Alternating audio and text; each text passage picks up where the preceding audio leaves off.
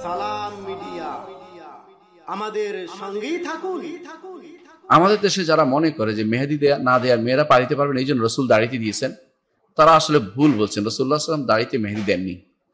রসুল্লাহ সাল্লাহ সাল্লামের দাড়িতে মেহেদির রং হয়ে গিয়েছিল, তিনি আতর ব্যবহার করতেন এবং তখনকার আতরের যে ছিল সেটা একটু লাল, মাথা লালের মতো ছিল, এই জন্য সেটা দিলে লাল হয়ে যেত। রসুল প্রচুর পরিমাণে আতর দিতেন দাড়িতে, সেই জন্য দাড়ি তার অল্প কয়েকটা পাক ছিল, সবগুলো পাকেও নেই, অল্প হাতে গোনা কয়েকটা দাড়ি তার পাক ছিল, সেগুলোতে তিনি আতর দেওয়ার কারণে সেগুলো লাল হয়ে গিয়েছিল।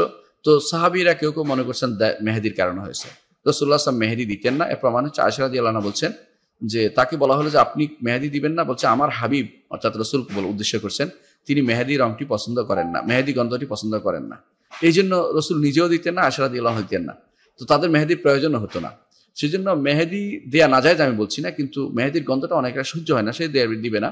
কিন্তু মেহেদি দেওয়া ভালো, অনেক সময় পায়ে উপকার হয়। তো পা ফাটার কারণে পায়ের চারপাশে যদি মেহেদি দেয় অনেক সময় পা ফাটা বন্ধ হয়ে যায়, উপকার পাওয়া যায়। এবং মেহেদির কারণে মাথা ঠান্ডা থাকে, মাথা দিতে পারে। মেহেদির কারণে দাড়ি রং করতে পারে, নাজায়েজ কিছু না, আলহামদুলিল্লাহ জায়েজ। নাজায়েজের মধ্যে না, সুন্নার মধ্যেও না, এটা জায়েজ শুধুমাত্র। তো কেউ যদি সেটা দেয় দিতে পারে, পায়ে দিলেও কোনো সমস্যা নেই, পায়ে দিলে কোনো সমস্যা নেই, কারণ একটা নাবাত, একটা উদ্ভিদ, এই উদ্ভিদের জিনিস পায়ে দিলে কি হবে, কোনো সমস্যা নেই। এবং রাসূলুল্লাহ সাল্লাল্লাহু আলাইহি ওয়াসাল্লাম দাড়িতে দিয়েছেন, যারা বলে দাঁড়ায় দেওয়া যাবে না, এটা হচ্ছে অতিরিক্ত সুফিয়ানা, অতিরিক্ত সুফিয়ানা ইসলামে নাই। রাসূলুল্লাহ সাল্লাল্লাহু নিজেও দেননি, এটাই মূল কথা। আর দিলেও সেটা যে দেওয়া যাবে না এমন কথা কেউ বলে নাই, কারণ এটা হচ্ছে আপনার উপকার আনা। আল্লাহ তাআলা দুনিয়াতে যা সৃষ্টি করেছেন, মাহফিল আরদি জামিআন, জমি যা সবই খালাকা লাকুম, তোমাদের জন্য, তোমার উপকারের জন্য সৃষ্টি করেছেন।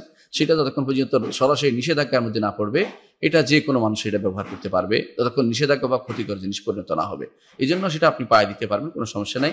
নারী পুরুষ পুরুষও পায়ে দিতে, পুরুষ দাঁড়িয়ে দিতে পারবে, কিন্তু পুরুষরা হাতে লাগাবে না, কারণ হাতে রং চং করা মেয়েদের কাজ, পুরুষরা আতর ব্যবহার করবে, এটা হচ্ছে সুন্নাহ পদ্ধতি। পুরুষরা পরবে আতর, মেয়েরা লাগাবে রং।